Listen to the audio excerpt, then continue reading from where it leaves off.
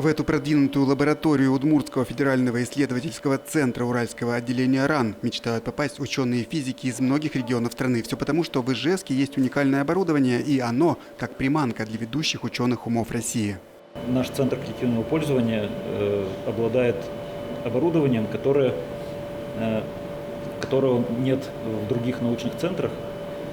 И это позволяет нам принимать научные группы из различных городов, из Воронежа, которые сегодня к нам приехали. И часто к нам приезжают из Казани, из Москвы, проводят исследования.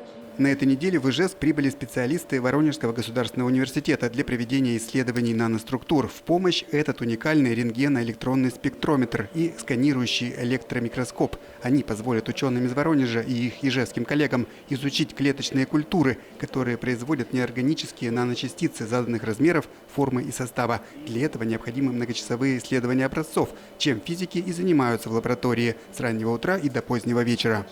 На титановой фольге у нас находится образец, соответствующий, который нужен нам, необходим для исследования, и он крепится на углеродный скотч.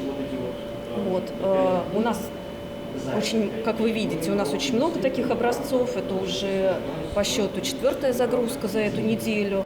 Какое применение могут получить результаты сложнейших опытов? На этот вопрос ученые физики из Воронежа и Ижевска пока отвечают неохотно и уклончиво. Но в любом случае исследования позволят значительно упростить получение наночастиц, которое в настоящее время является длительным и дорогостоящим процессом.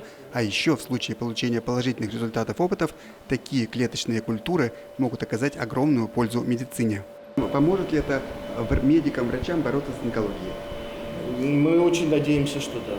Наша такая задача состоит у нас это называется высокоточная диагностика. То есть мы изучаем те процессы, которые, по нашему мнению, могут быть полезны. Дальше у нас идет общение с коллегами из медицинской области.